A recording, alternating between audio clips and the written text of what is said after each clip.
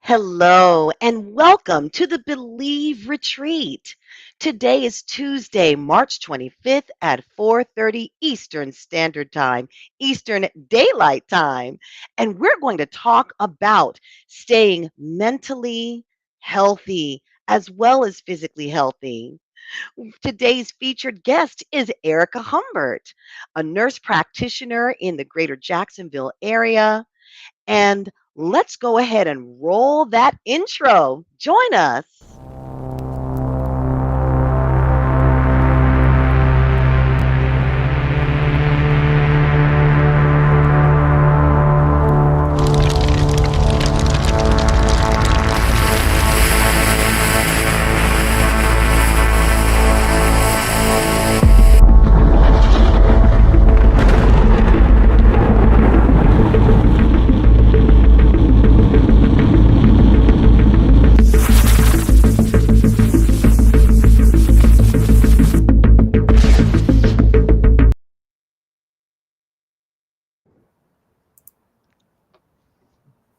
Hey, there she is, Joanna. Hey, ladies. So I'm good Joanna to see Tress you. in Orlando. Hey, this is Heidi Heidzalin. Heidzalin Coaching. It's Heidi Aderman. And also we have Francine Julene. Great to see you. I've missed you, my Believe sisters. And today we have a very special guest with us. I'm going to bring on Erica Humbert. Hi. Hey, Erica. Hello. I just caused an earthquake on my table. Whoops. Oh. So we're here today to experience some retreat from the craziness of the world because we believe that the busy hustle culture is just not sustainable and that there's just got to be a better and easier way. So we're here for the next 30 minutes to kind of explore what would easier look like. I love that. That's a great way to I start. love that. Easier. Mm-hmm. Easy is just a perspective, just like hard is a perspective. So that means you have a choice. Yes. So Right. every week we come together, we're choosing to find an easier way. And I'm so excited to introduce you to Erica Humbert because, man, we have had some fun, creative times together. And I can't Yeah. wait for her to talk more about how important all this is for your health, to go have fun, to go work on your craft Yes. projects, to go sing and dance. So are you guys ready to get into this conversation? I'm ready. Can't wait. Do you have a first question in mind, Heidi? Or do you want me to get Erica going? Well, I think first, everyone should get a little introduction as to who she is. So, Erica, tell us a little more about yourself. Okay, so I'm a nurse practitioner. I started my own practice about 2 years ago. Prior to that, I was a nurse practitioner for 10 years in family practice. And the topic that you guys are working on is so fantastic, especially for me. The thing that kind of made me want to start my own practice is the very idea. Like there has to be an easier, better way. I was seeing in primary care some, 15 minutes a visit, 18 to 20 patients a day. And it just wasn't enough time to really go through find the root cause of what was really, really bothering them, or talk about their nutrition and their lifestyle. It was just more like hand over prescription, move on to the next one. So I kind of designed this idea of like starting my own practice and really taking the time with each patient. And it's been amazing. Like I've been able to, in one or two visits, accomplish what used to take me either I was never able to accomplish before, or used to take me multiple visits. And I've been able to establish this better rapport. It's more gratifying for me. It's more gratifying for the patient. So that's what I've been doing. And I really keep finding the same common themes when I talk to patients as far as what is causing the most common symptoms that I see, which are fatigue, weight gain, anxiety, irritability, what you're talking about, burnout, very common. And I keep kind of addressing the same topics with them over and over. So I want to do more of talking to groups about this, the things that kind of are central to this for all of us. So I've been, wanting to do that kind of creatively. I met Heidi. I met you in networking with this similar idea. Let's do things that are creative, work together on them. But that's a little bit about me. I really specialize in hormones and weight loss. This is something that's really just not addressed well in modern medicine for most people. So I focus a lot on that. But in the process of working with patients on what's going on with their hormones or how can we lose weight, I usually find uh, a lot of other problems that we can work on. And at the center of it for a lot of people, in conjunction with what you guys are doing, it's just a loss of joy in their life. They're not pursuing things that are creative, that make them happy. And that is out of all the homework assignments I give to patients, getting enough sleep, eating proper nutrition and exercise, I'm asking them, what is it that brings you joy? What is it that you truly love to do? And some people are kind of caught off guard by that question, why are you asking me that? I thought this was a doctor visit. I'm like, it's important to your health to follow the thing that brings you creative joy as it is to eat well and to exercise and to get good sleep. We're missing something important if we're not playing, if we're not having fun. So I love what you guys are doing, and it's central to kind of the way that I work with my patients as well. So that's a little bit about me. I love that. First of all, let us celebrate and congratulate 2 years of your own practice. Yes. You go, girl. Oh, thank you. Yeah, I love It's it. Women's History Month, and it takes a lot It does. to go out on your own and develop that practice and your patient base. Mhm. So that's wonderful. I would like to know, Erica, if you would like to share with us a case study or just a way that in the past 2 years, perhaps someone did their homework and they did decide to pick up something creative and got some results that you could see from a healthcare provider perspective. We would love to hear about any type of results, either in your own practice or just in the industry. Okay, I love that question. There's probably many stories that I could pick on, but there's one that leaps right to mind. A patient came to see me, and she was in a retirement age. I forget exactly what her age was, but she was in that phase of life looking at retirement. And she originally came to me because she was having difficulty losing weight and she was feeling mildly depressed. And when I got to that, I usually start with other questions before I warm them up to talking about what brings them creative joy. But I asked her about that, and I could see that she was almost afraid to talk about it. And finally, she was like, I used to paint. I love to paint. I would paint all the time. And I gave it up. What a lot of people do is they give up the things that bring them creative joy, like right around college. It's like everyone encourages little kids, right? Follow your dreams, sing your heart out, dance, paint, color, write books. And then when we get to college age, for a lot of people, they get weeded. Like, you're going to do it as a profession or else get a real job and put it away. So somebody said something negatively to her or whatever happened, and she put it away, and she had not painted in some 40 years.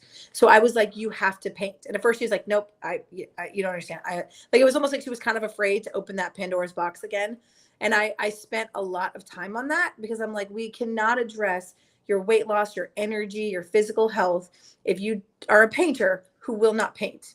You must do it. So I really spent a lot of time. I didn't know if she was going to do it or not. And when she came back, she was almost in tears. She had been painting. She'd been working on her first painting in 40 years. And she was like, everything has changed. Her energy level was better. She had knocked off several pounds. She was eating better. She was feeling better. And it was like, I almost started crying in the visit with her, because this is exactly what as a healthcare person, I'm constantly giving advice. It's just my job. And a lot of people listen and take my advice, and a lot of them don't. But she had followed it to the letter. She had seen those results, and it was gratifying for us both. So that's a patient perspective. And I can tell a little of my own story. Some 15 years ago was working in family practice and had kind of achieved all the things that everybody sort of thinks would be like measures of success. So I had the family, I had the house, I had the nice job, I had the degree on the wall, I had all those things. And I did like my job, but I was just getting panic attacks out of nowhere. I didn't know why. I was going through medical testing, like trying to figure out what was going on, what is wrong, seeing therapists, not really getting anywhere. I couldn't pinpoint any one thing that was the cause. And then I just was like, at the same time, I was really wanting to get back into musical theater, which is the thing that brings me joy, that I did in high school, that I loved and I put away when everyone told me to quit it. And I just finally was like, I'm going to go just take a singing lesson. And just that'll be my first step toward getting back into musical theater. And from the first singing lesson, the panic attacks just stopped. They were gone. They've never come back. And I headed onto the stage. I've been in multiple productions. And at that time, I was exercising, I was eating healthy, I was doing all the things. I wasn't losing weight, I wasn't getting healthier. But once I hit the stage again, the weight just started coming off, and I've maintained the same weight now for a decade. And I really think that that entry back onto the stage was my first steps toward eventually starting my own practice, like finding that I wasn't limited to what everyone else says I should do or how I should be. The way you guys talk about, we don't have to hustle. Like I was hustling, when more like it's better to flow. So I've seen tremendous results in my own life too, which is why I became passionate about it and why I'm always talking to patients about that. Nobody told me in my medicine training that I should talk to my patients about creative joy. I had to live that journey to find that in my own life. But that's kind of a big mission in my life is to spread that kind of message to my patients as well, along with all the other things I'm advising them to do. We need more medical practitioners like you. I'm telling you, because I had a similar experience. I was in the military, aircraft electrician, Wow. and I was coming close to retirement age, and I started having those panic attacks like, oh, what am I supposed to do after this? What am I supposed to do next? You know, creativity is not really pushed in the military environment.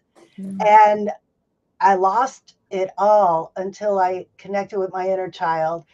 If you go back, you could see our inner child work we did, what was it, last week or the week before? And I was so excited to get back into just being creative again and doing all of this stuff that I found joy when I was a kid. And that made me healthier than even losing 100 pounds. I lost the weight. I changed my diet. I got healthy, but it was something up here that just wasn't right. So you could still be doing all the right things. Mm-hmm.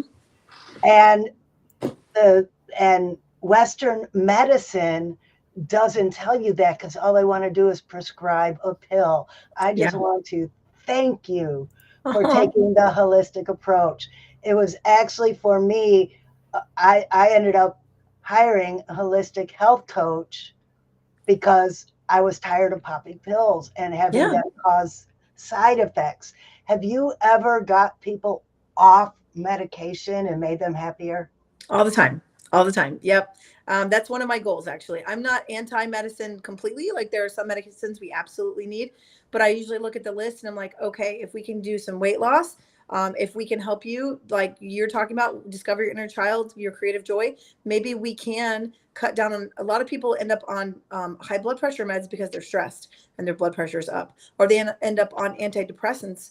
For example, women in menopause are some like 8 times more likely to be prescribed an antidepressant, when what really is going on is maybe a shift in their life, like what you're talking about, what's next for me, and also a hormonal shift. So if I can treat anything with lifestyle changes, which include finding that inner child, finding that creative joy, and hormones if they're needed, and vitamins and supplements, and we get all that going and they lose the weight too, I just start taking meds off the list, and I know how to do that. So I just start decreasing the dose until we find the right ones.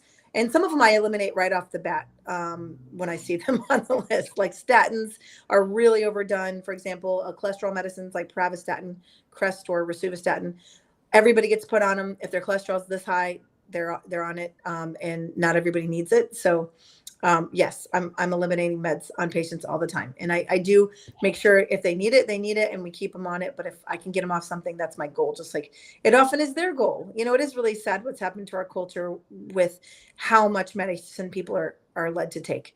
Most people that come to me are like, please take me off meds. I want to be off these medicines. And I'm with them. I'm like, I'm Sam. I wouldn't want to take something unless I had to have it. So I'm excited that you did that inner child work. I Wonderful. love what you all are doing too, because it's complementary to the medical profession. Your average provider isn't trained to do the things you guys are talking about doing. Unfortunately, I hope that changes more in the future. And we don't often have the time. I'm lucky that I've designed a practice where I take an hour with every patient. That's not realistic for every provider. So they need people like you all that are helping people with all. I really think our health and our spirituality and our mental health, all these things are deeply connected. We can't separate them. What affects one thing affects the entire system. So it takes an entire team to keep our population healthy. And that's, your clients that come to you, they're a cut above because they know that it's important to invest in that. And I'm impressed with what you guys are doing. It's really awesome. Well, and I have to say that for me, de-stressing was the number one goal I had to set for myself, because I didn't realize 90% of what I was going through was stress. Even with my food sensitivities, when I'm relaxed, I could eat something that I'm sensitive to without a great big huge reaction. It's that stress that really puts me over that tipping point. Yes, I see that all the time. I say all the time. I'm working on reducing stress on anybody, but especially people with inflammatory conditions, anything where their immune system is going haywire, which is what food sensitivities often are. Stress reduction is key. And I love how, Heidi, you talked about perspective, because most of the time we can't completely eliminate the stressor. Like, we can't get rid of it, but we can change our perspective on it. And that makes all the difference.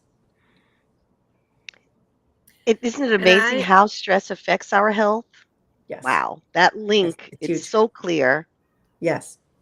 And I even learned that good stress is felt in your body the same way as bad stress. We were out on our boat and the water was getting choppy, and I was giggling and having a good time. We had a picnic, even though the boat was rocking. We were watching the blue angels over the river. But my body still had a reaction to that stress, even though it was good, happy stress. Yes. Yeah. I believe that. The good stress is definitely better, but sometimes we can register it in a similar way. I like the fact that, like, if like the things that cause us to feel nervous, so like sweaty palms, heart racing. So I read this little study or article about how Olympic athletes feel the exact same thing before they perform, but they think of it as exhilaration or excitement. Yeah. And we often feel that sweaty palm and racing heart like it's bad, it's stress, it's going to kill me.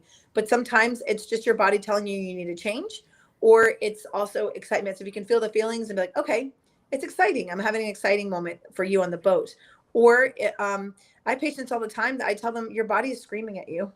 They'll tell me they're miserable at their job. They hate it and they're having all these symptoms. And I'm like, okay, time to find a new job. And, they're like, no, I can't. You don't understand. Or you're not a job counselor. But I'm like, I'm telling you, your job can kill you.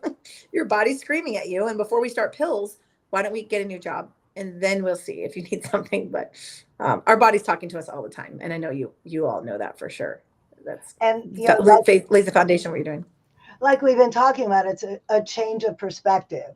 When Yeah. I retired and got out of the toxic environment where I worked, it took me months to get over it, because my body was still in that fight or flight. When I'd wake up in the morning, oh wait, I don't have to go there. It doesn't. Huge, right? Yeah, it doesn't turn off overnight. You have to change your whole way of thought process, your whole mindset of life when you Yes. go through these big changes. And you have to follow the thing that is your purpose. I mean, for you found your purpose in what you're doing now. I mean, for me, I liked my primary care job. I just was under a lot of pressure, see a lot of patients. I saw a different way.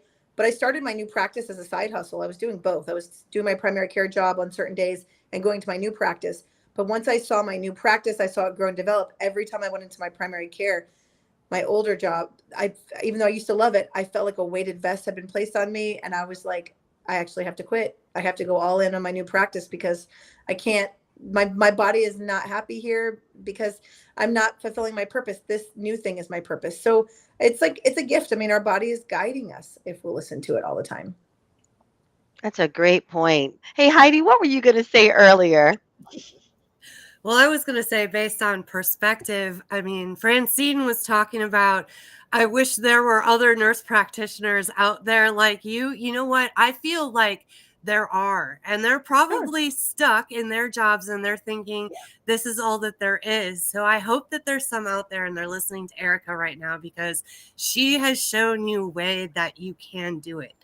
Yes. Like, take stock on what you value and what's important to you, and then figure out a way that you can step out of what you feel like this box structure that you're stuck in, and use that creativity that you have inside of you and play a little bit with it. Just Yeah. like, go ahead, have a little fun with your idea and your imagination, and start to picture what it would look like and the lives you could change if you were able to spend an hour with your patients instead of just 20 minutes.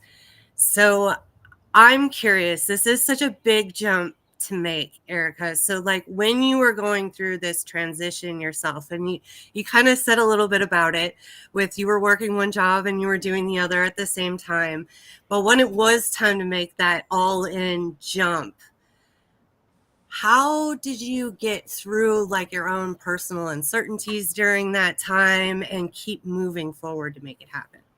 That is a great question. You'll love my answer to this question, Heidi, because I ended up getting a life coach, and I didn't go looking for one. One found me, right? So it was like a friend group, and this wonderful friend I know. Her name's Morgan Young, and she's amazing. I think she works in marketing now, but she has a gift for life coaching, and I didn't seek her out, but she was looking for clients, and she asked if I would come and sit with her and do a session. And I was like, sure.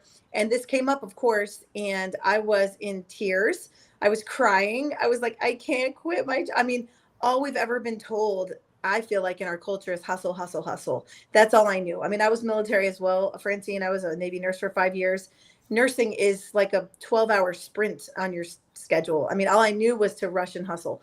And the idea of quitting my job to embark on something that may or may not ultimately work out, I was paralyzed with fear. And she just talked me through all the steps. You're going to go in there. You're going to give them 2 weeks notice. You're going to, she just like, sometimes you need someone outside yourself that believes in you to paint the big picture and tell you, you can do this. You absolutely can do it. Yes, you can. And I still struggled, but I followed her direction, and it worked out really, really well. So I would say that if anybody is having an idea and feeling stuck, they should seek out a coach of some kind. Heidi, you'd be amazing, right? Or Francine, and any of you all would be amazing. I mean, they don't have to. So Morgan, my friend, knew nothing about medicine, and she doesn't have to, right? She can listen to my story and say, okay, these are the steps you must follow, and I believe in you, and I can see that you can do it. You need that kind of coaching.